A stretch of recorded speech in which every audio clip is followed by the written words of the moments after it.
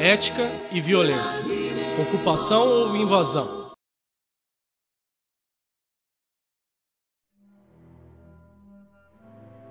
Sobre a crítica que se tem do esvaziamento do significado da ética, do ponto de vista e valorações morais do ser humano, trazendo no projeto o significado que conduza ao debate e uma narrativa que faça sentido.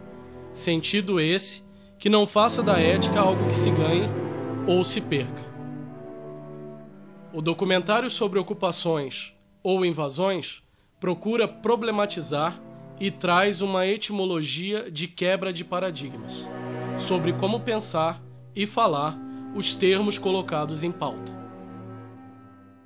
Eu trabalho a raiz dessa diferença, né? Se é ocupação ou se é invasão, em razão de uma luta pela disputa do que é poder, do que é verdade, do que é interesse.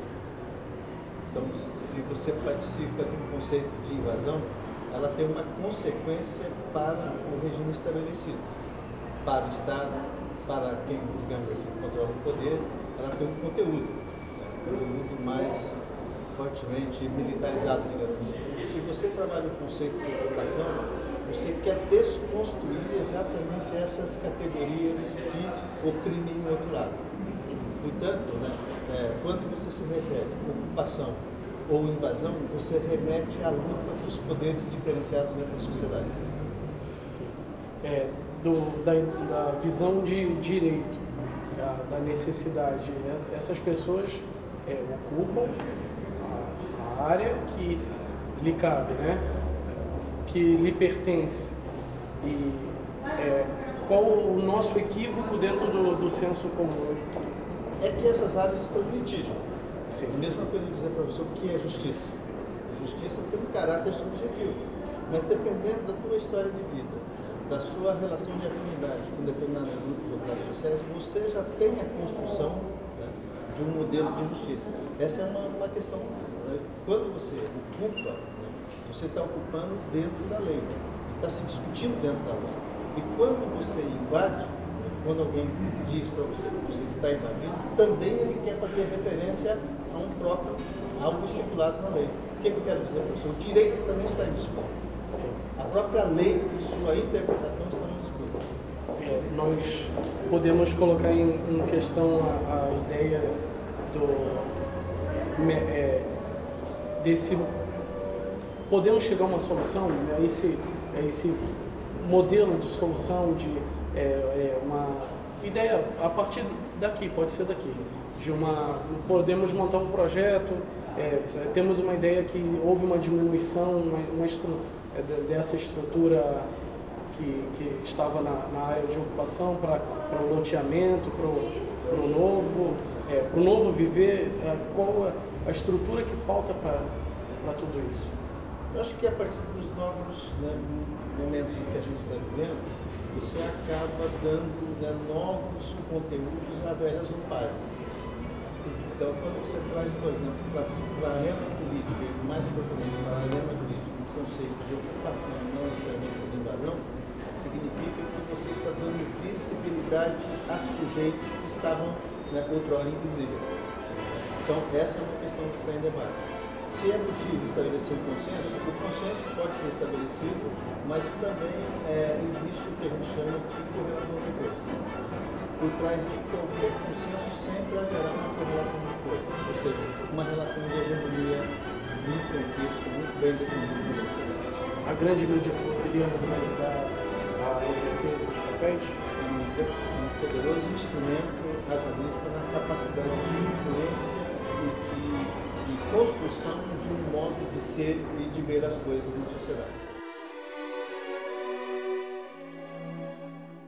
Antes de mostrar ou buscar o sentido da juventude e a cultura de paz, gostaríamos de chamar a atenção à violência de caracterização das relações intersubjetivas e sociais. Parafraseando o ensaio Ética e Violência de Marilena Chauí, etimologicamente, violência vem do latim vis, força, e significa, primeiro, tudo que age usando a força para ir contra a natureza de algum ser, é desnaturar. Segundo, todo o ato de força contra a espontaneidade, a vontade e a liberdade de alguém, é coagir, constranger, torturar, brutalizar. Terceiro, todo ato de violação da natureza de alguém ou de alguma coisa valorizada positivamente por uma sociedade, é violar. Quarto, todo ato de transgressão contra aquelas coisas e ações que alguém ou uma sociedade define como justas e como um direito. Quinto, consequentemente, violência é um ato de brutalidade, sevícia e abuso físico ou psíquico contra alguém e caracteriza relações intersubjetivas e sociais, definidas pela opressão, intimidação, pelo medo e pelo terror. A violência se opõe à ética, porque trata seres racionais e sensíveis, dotados da linguagem e de liberdade como se fossem coisas, isto é, irracionais, insensíveis, mudos, inertes ou passivos. Na medida em que a ética é inseparável da figura do sujeito racional, voluntário, livre e responsável, tratá-lo como se fosse desprovido de razão, vontade, liberdade e responsabilidade é tratá-lo não como humano, e sim como coisa, fazendo-lhe violência nos 5 sentidos em que demos a esta palavra. Quem sofre mais são os jovens, por quê? Porque são os jovens que hoje em dia estão mais vinculados ao consumo de drogas, né, e também ao tráfico de drogas, né, e principalmente nessas regiões mais carentes. Né. Os limites da ordem judicial, porque a ordem judicial só era para desocupar lá, né? E o poder público também não estava presente, tá? Então, assim, tinha lá naquele dia, tinha 300 crianças, 600 mulheres, pra você ter ideia. Não estava lá o Ministério Público, não estava, assim, os órgãos da prefeitura para acompanhar, então, as crianças, as mulheres, fazer uma lista, um cadastro das pessoas e tal, né? E a conclusão da televisão ali, que perguntaram para a prefeitura o que ia fazer com as... Não sei se vocês viram esse documentário que saiu depois, né, sobre invasão. Documentário não, notícias, né, na televisão. O que a prefeitura ia fazer com os moradores lá? A prefeitura ia cadastrar as pessoas. Cadastrar como? Se as pessoas já tinham sido todas despertadas, né, com todo aquele aparato militar. Elas tinham que ter feito antes um cadastro, tá? Então essa violência contra esses moradores, né, ela é absurda. O Estado protege a propriedade e não protege as pessoas. A falta de uma política pública que atenda às necessidades da população, principalmente da população que recebe até 3 salários mínimos, faz com que as pessoas procurem, né, ocupar os espaços vazios da cidade, né? Como não tem, às vezes, até para fugir do aluguel, eles ficam sem emprego e tal, ocupam se organizam inclusive para ocupar aquele espaço público que está abandonado, entre aspas, né?